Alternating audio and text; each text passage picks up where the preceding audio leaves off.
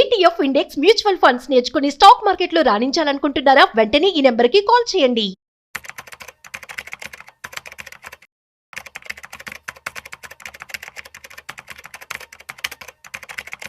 Sir నమస్తే sir, Sundarareddy గారు. నమస్తే సార్.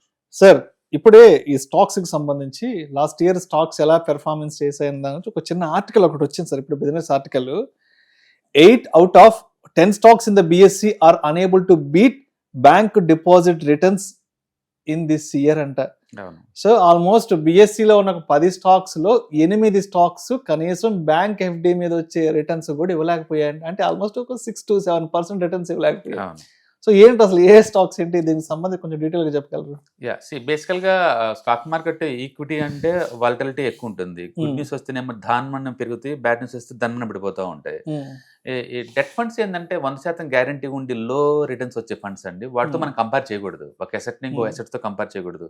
వాటిలో ఏంటంటే స్టెబిలిటీ ఉంటుంది, పడదు, పెరగదు, నీకు ఎక్కువ రాదు కదా అది. బట్ ఈ ఈక్విటీ అనేది ఒక బిజినెస్. అది బిజినెస్ లో అప్ అండ్ డౌన్స్ ఉంటూనే ఉంటాయి. కాబట్టి ఎవ్రీ 2-3 ఒకసారి ఇది బీట్ చేయలేదు, అందులో డౌటే లేదు మీకు. ఎవ్రీ 2-3 ఒకసారి సపోజ్ 2016 ఇచ్చామనుకోండి, 2016 ఎంటైర్ BSE సెన్సెక్స్ పెరిగింది 1.9%. సెన్సెక్స్ పెరిగింది 1.9 ఆ సంవత్సరం. అందులో 56% స్టాక్స్ అన్నిటికి కూడా బ్యాంక్ డిపాజిట్స్ అంతా కూడా రాలేదు. అండ్ 2017 సెన్సెక్స్ 28% పెరిగింది. ఆ సంవత్సరం కూడా 25% స్టాక్స్ బ్యాంక్ డిపాజిట్స్ బీట్ చేయలేకపోయినాయి. అంటే 2018 కనుక చూసుకుంటే 86% స్టాక్స్ అవి కూడా బీట్ చేయలేకపోయినాయి. ఆ సంవత్సరం సెన్సెక్స్ పెరిగింది 6%. అంటే 2019 అయితే 83% స్టాక్స్ అవి బీట్ చేయలేకపోయినాయి బ్యాంక్ డిపాజిట్స్ ని. అంటే ఆ సంవత్సరం సెన్సెక్స్ రిటర్న్స్ 14%. అంటే సెన్సెక్స్ 14 ఇచ్చినా సరే ఎక్కువ స్టాక్స్ నెగిటివ్ లో ఉంది, 83% స్టాక్స్. అంటే ఎవ్రీ ఇయర్ లిటరల్ పోతూనే ఉంది. ఈ సంవత్సరం అయితే 79% స్టాక్స్ ఏ కూడా బ్యాంక్ డిపాజిట్స్ ని బీట్ చేయలేదు. అంటే ఈ సంవత్సరం రిటర్న్స్ ఎంత వచ్చిందంటే 8% వచ్చింది. అందుకని స్టాక్స్ ఇన్వెస్ట్మెంట్ చాలా రిస్కీ. నేను మొదటి నుంచి మొత్తుకునేది అదే. స్టాక్స్ టెక్నికల్ గా ఫండమెంటల్ నాలెడ్జ్ ఉంటుంది తప్ప అందులో పోవద్దు అంటాను. సెన్సెక్స్ ఏంటంటే 30 స్టాక్స్ కంబైన్ కదా, అందుకని అది సర్వే అవుతుంది ఈజీగా. అందుకని ఈ సంవత్సరం కూడా one of the worst year recent years లో చూసుకుంటే కనుక. అంటే 79% స్టాక్స్ ఏ కూడా unable to beat the bank deposits. ఇంకా చెప్పండి దాని లాస్లో ఉన్నాయి. కాబట్టి ఇది నిరంతరం జరుగుతూనే ఉంటుంది ఇట్లా. కాకపోతే ఒకటి, మనం ఈక్విటీని తీసుకొచ్చి డెట్తో కంపేర్ చేయలేము. అది మన ఫిక్స్డ్ రిటర్న్స్ ఎక్కువ తక్కువ రావు. దీనికి ఒకసారి బాగా వస్తుంది, దారుణంగా వస్తాయి రిటర్న్స్. కాబట్టి స్టాక్స్ వైజ్ చెప్పాలంటే ఎప్పటికీ రిస్కే బై డిఫాల్ట్. హ్యాండిల్ చేయడం అంత ఈజీ కాదు. అండ్ ఎవ్రీ ఇయర్ కన్సిస్టెన్సీగా బ్యాంక్ అంతా రాకపోవచ్చు, బట్ ఒకసారి ఎక్కువ వస్తుంటే ఒకసారి తక్కువ వస్తుంటే కాబట్టి బ్యాలెన్స్ అవుతూ ఉంటుంది. రైట్. సో అయితే 2025లో so top gainers and losers అంటే సెక్టోరియల్ గా ఎవరున్నారు అండ్ ఇండివిజువల్ స్టాక్స్ పరంగా ఎవరున్నారు? సెన్సెక్స్ లో లూజర్ కలిసి చూసారనుకోండి, the biggest loser is the Trent అండి. అంటే 41% లాస్ సింగిల్ ఇయర్ లో. And next TCS 18% loss, Power Grid 13% loss, HCL technologies 12% loss, Infosys 11% loss. Variety ఏంటంటే ఇవన్నీ ఫండమెంటల్స్ ఉండే. అందుకని ఫండమెంటల్స్ ఉండొచ్చు, లాస్ అవ్వదు అంటానికి ఏం లేదు. మార్కెట్ స్ట్రక్చర్ చాలా ఇంపార్టెంట్. అంటే మనకి బాగా తెలిసిన కంపెనీస్ కదా, మనం చిన్నప్పటి నుంచి చూస్తున్న కంపెనీస్ కదా, ఫండమెంటల్ గా మనం దానికి జడ్జ్మెంట్ ఇచ్చుకోకూడదు. షార్ట్ టర్మ్ పాయింట్ ఆఫ్ లో ఫండమెంటల్ సౌండ్ ఉన్న రిస్క్ ఇది షార్ట్ టర్మ్ పాయింట్ ఆఫ్ లో. Okay, right. అదే గెయినర్స్ అనుకోండి, మారుతి నెంబర్ 1 52% ఈ సంవత్సరం Maruti. And Bajaj Finance 48%. And BEL 36%, Bharti Airtel 33%, and Bajaj Finserv 30%. ఇవి ఈ సంవత్సరం టాప్ గెయినర్ సెన్సెక్స్ లో. ఓకే, మరి ఇవి కూడా ఫండమెంటల్స్ ఉండే, అవి కూడా ఫండమెంటల్స్ ఉండే, లాస్ అని కూడా. అందుకే షార్ట్ టర్మ్ లో ఇవేం వర్కౌట్ అవ్వని అర్థం. ఇదే మిడ్ క్యాప్ లో మనం చూసాం అనుకోండి, లూజర్స్ చూసుకుంటే Ola 59% drop, the biggest loser is Ola. Next Vedanta fashions అండి 54%. తర్వాత బ్రెయిన్ బీ సొల్యూషన్స్ 54%, విల్ఫుల్ 48%, అండ్ కీన్స్ టెక్నాలజీ 44% లాస్. ఇవన్నీ ఉన్నాయి.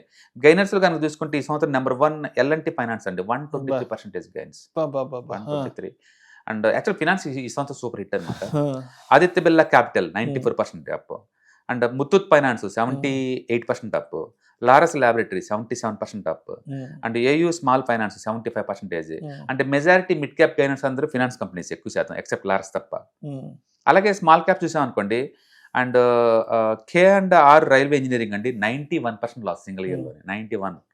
అండ్ నెక్స్ట్ VLE గవర్నమెంట్ అండి 88% లాస్. అండ్ వర్టీస్ in India 80% loss. And Sadhana Nitro 80% loss. And Vishnu Prakash 79% loss. Small caps లో ఎక్కువ రిస్క్ ఉంటుంది, ఎక్కువ రివార్డ్ ఉంటుంది.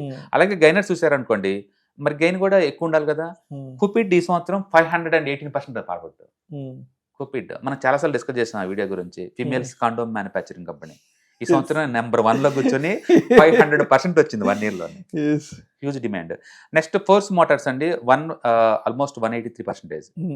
నెక్స్ట్ వచ్చేకల్లా NACL industries and 176, and Indo Thai securities 174, and SML Mahindra 170%. అందుకని స్మాల్ క్యాప్స్ లో రిస్క్ ఎక్కువే, రివార్డ్ కూడా ఎక్కువే. మరి ఇప్పుడు మారుతి కంపారిసివ్ చాలా ఎక్కువ కదా. మారుతి వచ్చింది నెంబర్ 1, ద బెస్ట్ ఎంత వచ్చింది 53 వచ్చింది లార్జ్ క్యాప్ లో. బట్ స్మాల్ క్యాప్ అలాగా చాలా ఎక్కువ వస్తాయి. అందుకని స్మాల్ క్యాప్స్ రిస్క్ ఎక్కువ, రివార్డ్ ఉండే ఎక్కువ, అందరికి సూట్ అవ్వవు. బట్ అదే లార్జ్ క్యాప్ అందరికి సూట్ అవుతుంది. ఏదన్నా కానీ స్టాక్స్ తీసుకోవాలనుకున్న వాళ్ళు అందరికి ఎవరైనా సరే టెక్నికల్ ఫండమెంట్ తెలిసి తప్ప దంజులు పోవద్దు. అండ్ బెటర్ ఏంటంటే మ్యూచువల్ ఫండ్స్, ETFs, ఇండెక్స్ ఫండ్స్కి వెళ్ళారనుకోండి, హాయిగా సేఫ్టీగా మనం కూర్చోవచ్చు. ఈ రేంజ్ డ్రాడౌన్స్ ఉండవు. ఏంటిది 91% డ్రాప్, 89% డ్రాప్ 1 year లో. ఇలా ఉంటే లాంగ్ టర్మ్ లో మనీ ఎలా మీకు చేస్తారు? Right sir. అయితే సుందరనాయుడు గారు, అంటే ఇప్పటి వరకు 25 లో వచ్చిన రిటర్న్స్ గురించి కొంచెం మాట్లాడుకున్నాం కదా. అంటే ఇప్పుడు స్టాక్స్ పరంగా 2025 లో ఇన్వెస్ట్ చేసిన వాళ్ళు ఏదైనా తప్పులు చేస్తుంటే, అంటే కొత్తగా ఒక బిగినర్ లెవెల్లో 24-25 లో మార్కెట్లోకి వచ్చి మిస్టేక్స్ చేస్తుంటే, ఎటువంటి మిస్టేక్స్ ని అవాయిడ్ చేసుకొని 2026కి కొత్తగా రీఇన్వెస్ట్ చేసుకోవచ్చు అంటారు?